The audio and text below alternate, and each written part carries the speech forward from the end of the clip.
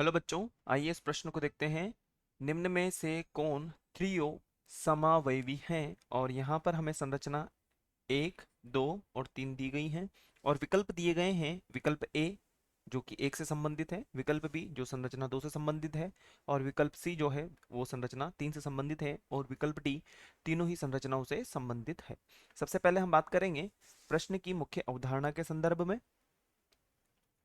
मुख्य अवधारणा जो कि संबंधित होगी यहाँ पर यदि हम बात करें तो एरिथ्रो एवं थ्रीओ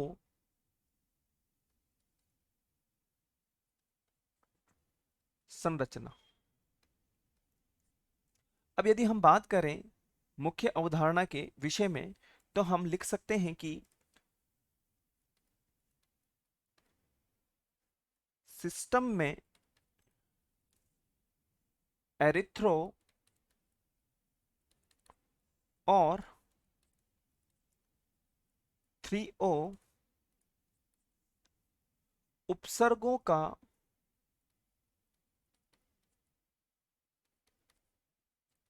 प्रयोग किया जाता है।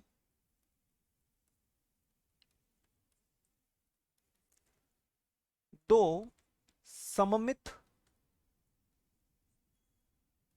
कार्बन युक्त जब दो समूह बनते हैं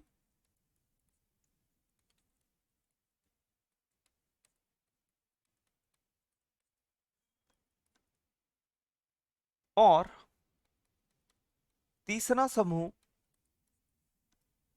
अलग होता है या हम लिख सकते हैं भिन्न होता है। तीसरा समूह भिन्न होता है। अब यहां पर हमें जो दिया गया है वो दिया गया है यहां पर थ्रियो के बारे में। तो सबसे पहले हम एरिथ्रो आइसोमर्स यानी कि समावयवी के बारे में बता देते हैं एक बार कि जो एरिथ्रो होते हैं, एरिथ्रो समावयवी, तो इसमें जो समूह होते हैं वो समान समूह होते हैं।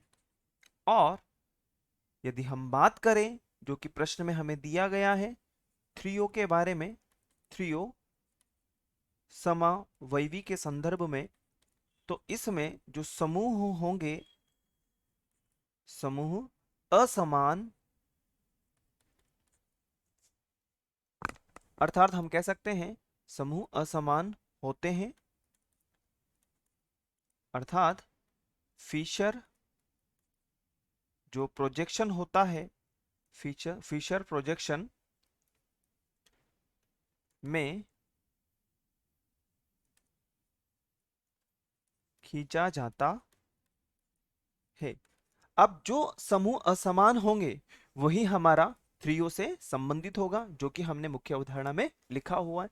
सबसे पहले यदि हम बात करें यहाँ पर विकल्प संरचना 1 के विषय में, तो संरचना 1 में हमें यहाँ पर दिया गया है जो कि ए और ए एक ही तरफ है और यहाँ पर जो डी और डी है वो एक ही तरफ है। अर्थात यहाँ पर जो समूह है वो समान है। बी और एक्स के साथ में यहाँ पे ए डी है, यहाँ पर डी ए है। अर्थात यहाँ पर जो समूह है वो कैसे हैं? असमान है। और पुनः संरचना 3 की यदि हम बात करें तो यहाँ पर वही डी डी और ए है, अर्थात समूह फिर से समान हो गए। तो जो थ्रियो समावयवी होगा वो कौन सा होगा? संरचना 2 में पूर्णतः हम कह सकते हैं कि थ्रियो समावयवी होगा। अर्थात विकल्प ए नहीं होगा, विकल्प बी जो है पूर्णतः अनुपालना कर रहा है। तो हम कह सकते हैं कि विकल्प बी जो है इसका सही उत्तर होगा। सी भी नहीं होगा, डी भी नहीं होगा, तो हम लिख सकते हैं कि विकल्प बी हमारा वांछित उत्तर होगा। आशा है आप इसे अच्छी तरह समझ गए होंगे। धन्यवाद।